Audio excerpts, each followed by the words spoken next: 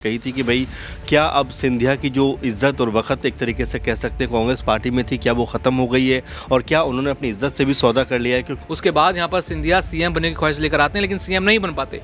तो यहाँ मौका है कि अगर उनके विधायक दल यहाँ पर बड़ी नाराजगी और दिखाते हुए नजर आ सकते हैं तो जेपी नड्डा का फ़ोन उनका हो सकता है या फिर सीधा अमित शाह उनको फ़ोन करके किसी बातचीत के लिए बुला सकते हैं। तस्वीर अपने आप में हज़ार शब्द की बराबर होती है और वो जो तस्वीर नज़र लगातार आ रही है वो ये बयां ज़रूर कर रही है कि बार बार मिलने का मकसद कहीं ना कहीं कोई वजह है जिसकी वजह से सिंधिया अब मोहन यादव से मिल रहे हैं, उनके सामने हाथ जोड़ते हुए नजर आ रहे हैं। भाजपा को जब मालूम है कि सत्ता में वो है, उत्तर प्रदेश में बीते 8-9 साल से अब सत्ता में, तो आप उस तस्वीर को हटा दीजिए। क्या अब जो सिंधिया हैं उनको भी इस तरह से जो है दरकिनार किया जा रहा है? क्योंकि आपने सही कहा कि जब हम देख रहे हैं कि 6-7 मध्य प्रदेश में जो सांसद थे उनको उतारा गया, तो क्या सिंधिया को नहीं उतारा जा सकता था? क्या उनको भी जो चुनाव लड़ाकर सीएम पद की रेस में नहीं लाया जा सकता? लेकिन पहले से ही तय हो गया कि भाई आप सीएम नहीं बनेंगे। और नमस्कार, मैं नाज़मीन खान, आप देख रहे हैं SPN 9 न्यूज़। आपका बहुत बहुत स्वागत है मेरे खास प्रोग्राम बात सच की में। मध्य प्रदेश में अभी मंत्रिमंडल का विस्तार नहीं हुआ है, लेकिन इससे पहले कुछ मुलाकातों को लेकर सियासी मायने निकाले जा रहे हैं।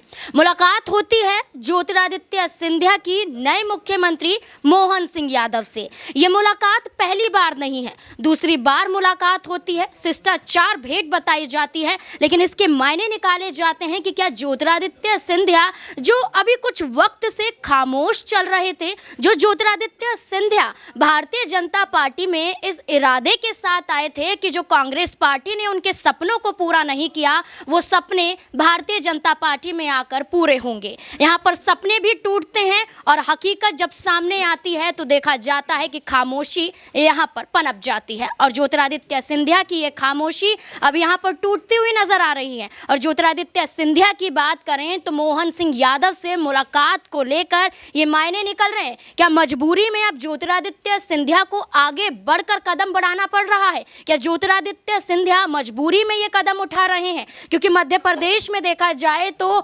मुख्यमंत्री का चुनाव उन्हें नहीं लड़ाया जाता है, टिकट नहीं दिया जाता है और उसके बाद तमाम चर्चाएं चलती हैं कि अगर मध्य प्रदेश में भारतीय जनता पार्टी जीत गई है तो ज्योतिरादित्य सिंधिया को कोई बड़ा पद तो यहाँ पर देती हुई नजर आएंगी, जिनसे ज्योतिरादित्य सिंधिया और उनका खेमा यहाँ पर खुश नजर आएगा। लेकिन ऐसा नहीं होता है और इसी बीच एक और बड़ी खबर सामने आ जाती है कि ज्योतिरादित्य सिंधिया के समर्थक विधायकों को भी मंत्रिमंडल में जगह नहीं दी जाएगी। तो ऐसे में क्या माना जाए कि ज्योतिरादित्य सिंधिया अब कोई बड़ा कदम भारतीय जनता पार्टी के खिलाफ या भारतीय जनता पार्टी को लेकर उठा सकते हैं? तमाम सवाल जो बन रहे हैं न्यूज़ रूम में खंगालने की कोशिश करेंगे। सबसे पहले मौजूद हैं अमन सर मेरे साथ। सर, आपका बहुत बहुत स्वागत है।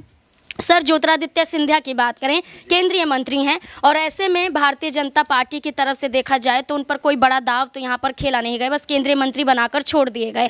लेकिन देखा जाए तो अभी नए मुख्यमंत्री मोहन सिंह यादव बड़े बड़े फैसले ले रहे हैं, इसी बीच में मुलाकात भी हो रही है। लेकिन एक मुलाकात ज्योतिरादित्य सिंधिया की काफ़ी चर्चाओं का विषय बन जाती है। मोहन सिंह यादव के आगे झुकते हुए ज्योतिरादित्य सिंधिया नजर आते हैं, नमस्कार करते हैं, कहते हैं शिष्टाचार भेंट है। लेकिन इस मुलाकात के आप क्या मायने निकाल सकते हैं? देखिए, बिल्कुल नाज़मीन, और जिस तरह से ये पहली बार नहीं है, अमित शाह के सामने जब वो खड़े हुए थे और झुककर बात कर रहे थे तब भी लोगों ने ये बात कही थी कि भाई क्या अब सिंधिया की जो इज्जत और वक़्त एक तरीके से कह सकते हैं कांग्रेस पार्टी में थी, क्या वो ख़त्म हो गई है और क्या उन्होंने अपनी इज्जत से भी सौदा कर लिया है? क्योंकि कांग्रेस पार्टी में राहुल गांधी के साथ कदम से कदम मिलाकर चला करते थे, आपने देखा संसद में भी उनके साथ बैठा करते थे। लेकिन जैसे बीजेपी में जाते हैं तो जिस तरह से उनका कह सकते हैं इस तरीके के जो फ़ोटो सामने आते हैं और उससे ये जाहिर होता है कि क्या वो अभी भी बीजेपी ने उनको पूरे मन से नहीं एक्सेप्ट किया है और जिस तरह से वो खड़े हुए नजर आते हैं उसका भी खूब मजाक उड़ाया गया, खूब सारी बातें सोशल मीडिया पे हुई। वहीं अब जिस तरह से अब मोहन यादव के साथ में पहली मुलाकात होती है तो वाकई वो एक शिष्टाचार मुलाकात थी, जीत का उन्होंने उनको बधाई दी होगी और सीएम बनने की बधाई दी होगी। लेकिन एक बार फिर वो उनसे मुलाकात करते हुए नजर आ रहे हैं, इस बार भी काफ़ी झुक के उनसे मुलाकात कर रहे हैं। तो ये जिस तरह से सिलसिला है लगातार सिंधिया का वो देखने को मिल रहा है। और अब जबकि मध्य प्रदेश में ना तो मंत्रिमंडल का गठन हो पा रहा है, ना मंत्रियों के नाम सामने आ पा रहे हैं, बस तारीख पे तारीख दी जा रही है, जो अपने आप में हर किसी को परेशान कर रही है कि आखिर मध्य प्रदेश में चल क्या रहा है। क्योंकि अब तक आप देखें तो तेलंगाना में अच्छा खासा काम जो सरकार कामकाज अपना शुरू कर दिया है। उसके अलावा मिजोरम की सरकार ने भी काम शुरू कर दिया। लेकिन अभी भी तीनों ही राज्य की बात करें तो हाँ, लिफाफा तैयार हो गया है, मंत्री की लिस्ट बन गई है। अमित शाह कभी कुछ कह रहे हैं, कभी नड्डा कुछ कह रहे हैं, कभी मोदी जी की मोहर लगना बाकी है। तो आखिर ये जो तीनों राज्यों की स्थिति है वो अजीबोगरीब बनी हुई है कि आखिर इन राज्यों में चल क्या रहा है, किस तरह से यहाँ पर जो आला कमान है वो काम कर रहा है, क्योंकि क्या सब कुछ आला कमान से ही तय होगा। और ये बारंबार नजर आ रहा है क्योंकि शिवराज सिंह चौहान और वसुंधरा राजे एक मजबूत ताकतवर लोग थे, हो सकता है इसीलिए उनको दरकिनार किया गया हो। तो ये कई तरह की वजह हैं, कई तरह के सवाल हैं जो लगातार उठ के सामने आ रहे हैं कि क्या अब जो सिंधिया हैं उनको भी इस तरह से जो है दरकिनार किया जा रहा है। क्योंकि आपने सही कहा कि जब हम देख रहे हैं कि 6-7 मध्य प्रदेश में जो सांसद थे उनको उतारा गया, तो क्या सिंधिया को नहीं उतारा जा सकता था? क्या उनको भी जो चुनाव लड़ाकर सीएम पद की रेस में नहीं लाया जा सकता है? लेकिन पहले से ही तय हो गया कि भाई आप सीएम नहीं बनेंगे। और जबकि लड़ाई पूरी देखें तो सिंधिया सीएम बनने की चाहत लिए ही बीजेपी में शामिल हुए थे, लेकिन अभी भी ये उनकी जो ख्वाब है, ख्वाहिश है, ये ख्याल ही बन के उनके साथ में लगा हुआ है और अभी भी लगता नहीं कि उनको कभी सीएम बनने का मौका मिल पाएगा। तो ऐसे में कई तरह के सवाल इस तरह के उठ के खड़े होते हैं कि क्या सिंधिया ये सब जो है आने वाले दिनों के लिए कर रहे हैं, कि आने वाले दिनों में बीजेपी में उनका कद मजबूत हो और बीजेपी उनको सीएम प्रोजेक्ट करे, इसलिए वो ये सब कर रहे हैं। तो ये इस तरह से इतना झुकना कहीं ना कहीं अपने आप में सवाल खड़े करता है, क्योंकि सिंधिया का एक मजबूत कद रहा है और मंत्री तो मैं जैसा मैं पहले भी कहता रहा हूँ कि कांग्रेस सरकार में भी थे, लेकिन अब मंत्री बन के कोई अलग बात तो हुई नहीं। तो ऐसे में उनके जो ख्वाब हैं अभी भी अधूरे ख्वाब उनको कहा जा सकता है।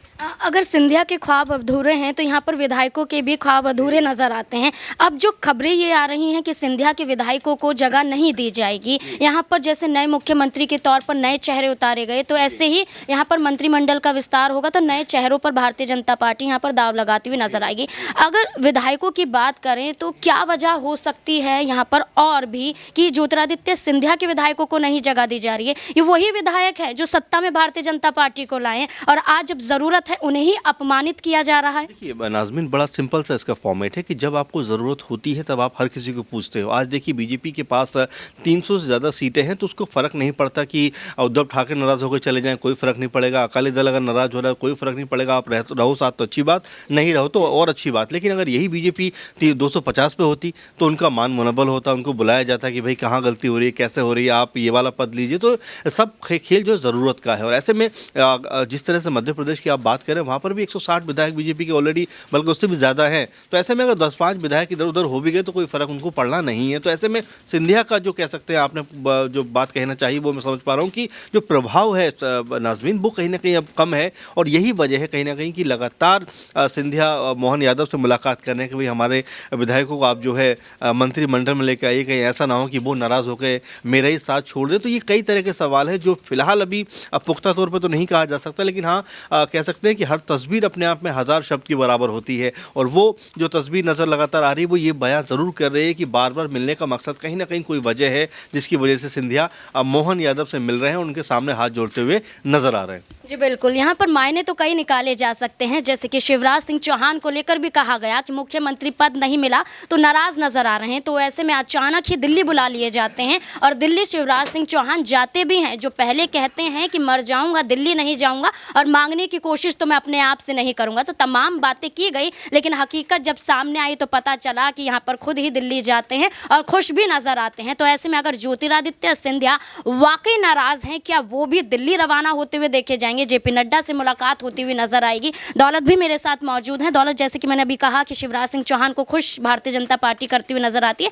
एक मुलाकात और उसके बाद शिवराज सिंह चौहान के तेवर बदल जाते हैं। ज्योतिरादित्य सिंधिया को लेकर आपका क्या कहना है? क्या उनकी मुलाकात भी जेपी नड्डा अमित शाह से होती हुई नजर आ सकती है? क्या उसके बाद ये कोशिश की जाएगी कि चलिए यहाँ पर एक लोकसभा का चुनाव लड़ा सकते हैं, विधानसभा का चुनाव नहीं लड़ाया गया क्योंकि खुद केंद्र में है, दोबारा से यहाँ पर दोबारा कोशिश की जा सकती है ज्योतिरादित्य सिंधिया को लेकर?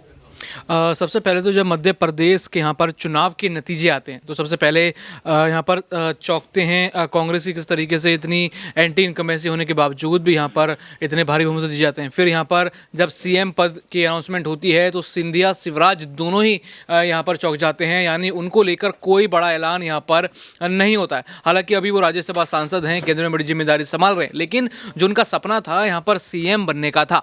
देखिए शिवराज सिंह चौहान के साथ क्या हुआ, वो यहाँ पर पर 4 बार के सीएम रहे, उसके बाद अब उनको पद से हटा दिया गया, लेकिन उस दौरान भी उनके तेवर इतने नहीं दिखे जितने हमने पहले देखा कि उमा भारती या फिर कल्याण सिंह की बात कर लें कि उनका इतिहास कैसा रहा है कि बीजेपी के साथ इतना मनमुटाव हो गया कि बीजेपी के खिलाफ वो चुनाव लड़ने उतर गए थे। लेकिन अभी यहाँ पर ऐसी स्थिति नहीं है और ऐसी स्थिति ना बने और बीजेपी ने इसको पहले ही यहाँ पर संभाल लिया, यानी शिवराज सिंह चौहान को तो लोकसभा 2024 के लिए मना लिया, क्योंकि बीजेपी यहाँ पर सभी समुदायों को टारगेट कर रही है, अपने सभी नेताओं को साथ लेकर चलना चाहती है। भले ही यहाँ पर विधानसभा चुनावों में कई नेता रूठे हों, वसुंधरा ने चुनाव की शुरुआत से लेकर चुनाव के अंत तक यहाँ पर बीजेपी की नाक में दम किया हो, लगातार दबाव बनाते रहे हों, लेकिन बीजेपी समझ रही है कि अगर नेताओं का साथ नहीं रहा तो 2024 में बड़ी मुश्किल आने वाली है। और सिंधिया तो खासकर कि जिन्होंने अपनी पार्टी तोड़कर बीजेपी का साथ दिया और उनकी यहाँ पर सरकार बनाई, जब यहाँ पर खत्म हो चुका था कि फैसला जनता का आ गया था कि कमलनाथ सीएम रहेंगे, कांग्रेस मध्य प्रदेश में राज करेगी, उसके बाद यहाँ पर सिंधिया सीएम बनने की ख्वाहिश लेकर आते हैं, लेकिन सीएम नहीं बन पाते।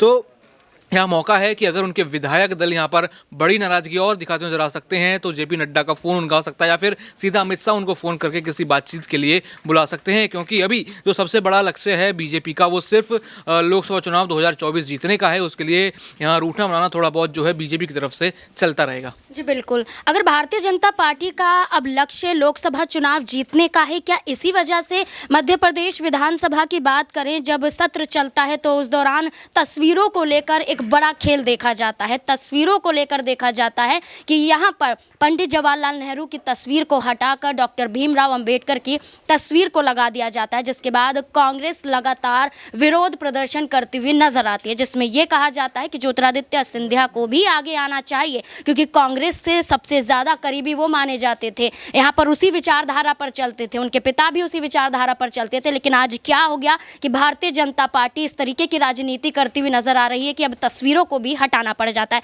अबरार मेरे साथ मौजूद है, उससे जानने की कोशिश करेंगी कि मध्य प्रदेश में जो तस्वीरों को लेकर विवाद हुआ विधानसभा के अंदर, कैसे यहाँ पर पंडित जवाहरलाल नेहरू की तस्वीर हटा दी जाती है, देश के पहले प्रधानमंत्री, और ऐसे में यहाँ पर देखा जाए तो डॉक्टर भीमराव अंबेडकर की तस्वीर लगा दी जाती है। हो सकता है तो वहाँ पर और भी जगहें थी, वहाँ पर भी तस्वीर लगाई जा सकती थी, लेकिन हटाकर तस्वीर लगाने का क्या मकसद भारतीय जनता पार्टी का हो सकता है? देखिए, भारतीय जनता पार्टी ये बखूबी जानती है कि किन तस्वीरों के साथ वोट को अपनी तरफ आकर्षित करना और किन तस्वीरों को हम बाहर निकाल करके भी उस वोट को और ज़्यादा मजबूत कर सकते हैं। ये खेल आज से नहीं चल रहा है, ये खेल आप कई वर्ष पहले भी देखे थे, जब अलीगढ़ मुस्लिम यूनिवर्सिटी में जिन्ना की तस्वीर को लेकर के विवाद हुआ था, और वो तस्वीर वहाँ पर भाजपा की सरकार में भी मौजूद थी और अभी भी, जबकि इतना विवाद होने के बावजूद भी उस समय जो है अलीगढ़ छात्र संघ के जो अध्यक्ष थे मशकूर उस्मानी, उन्होंने इस पूरे मामले पर खुल कर के बात रखी थी और ये कहा था कि ये तस्वीर कोई कांग्रेस की सरकार में या अलीगढ़ के जो प्रशासन है उन्होंने नहीं लगा रखा है, बल्कि ये पहले से लगा हुआ है। और जब बीजेपी के लोग इस पूरे मामले पर इतना ज़्यादा बवाल किए, वहाँ पर जो है छात्र भी इस पूरे मामले को लेकर के प्रदर्शन करते नजर आए, लेकिन उसके बावजूद भी आज भी वो तस्वीर वहाँ पर मौजूद है। तो भाजपा को जब मालूम है कि सत्ता में वो है, उत्तर प्रदेश में बीते 8-9 साल से अब सत्ता में, तो आप उस तस्वीर को हटा दीजिए। तो मुझे लगता है कि मध्य प्रदेश में जो ये खेल हुआ है पंडित जवाहरलाल नेहरू की तस्वीर को हटाने का, ये खेल बिल्कुल अपने वोट बैंक को खुश करने के लिए, या फिर जो मध्य प्रदेश में उनको जीत मिली है और जिन लोगों ने उनको वोट किया है, जाहिर सी बात है कि कोई भी पार्टी अपने वोट बैंक को सुरक्षित रखना चाहती है। और ऐसी स्थिति में जब लोकसभा चुनाव मात्र कुछ महीनों के बाद हो, तो ये मामला और भी ज़्यादा जो है मजबूत तरीके से उभर करके सामने आता है। और वही हमने मध्य प्रदेश में देखा, भीमराव अंबेडकर की तस्वीर आप जो है लगा सकते थे, दूसरी जगह भी लगा सकते थे, लेकिन जो है पंडित जवाहरलाल नेहरू की तस्वीर को निकाल करके उस तस्वीर को निकालना, जाहिर सी बात है कि ये मामला बिल्कुल आप कह सकते हैं कि एक्सेप्टेबल नहीं है। और मुझे लगता है कि इस पर भारतीय जनता पार्टी ज़रूर जो है पुनर्विचार करेगी। तो कुल मिलाकर के ये देखा जाए, पूरी तरीके से राजनीतिक खेल है, हर पार्टी अपने अपने हिसाब से इस तरीके का खेल करती रही है और भारतीय जनता पार्टी के कार्यकाल में ये मामला और भी ज़्यादा बढ़ चढ़ करके हमें देखने को मिलता है, चाहे वो मध्य प्रदेश हो, चाहे अलग अन्य राज्यों की हम बात करें, जिसका मैंने जिक्र किया अलीगढ़ मुस्लिम यूनिवर्सिटी में जो है उस जिन्ना की तस्वीर को लेकर के विवाद हुआ था, और इतने विवाद के बावजूद भी आज भी वो तस्वीर जो है उस संग्रहालय में मौजूद है, अभी भी लोग वहाँ पर जाते तो उस तस्वीर को देखते हैं। जी बिल्कुल, यहाँ पर राजनीति की बात करें तो हर कोई राजनीति यहाँ पर करता हुआ नजर आता है, और राजनीति की बात करें तो अपने आप को कहीं ना कहीं बड़ा पद दिलाने की लालसा में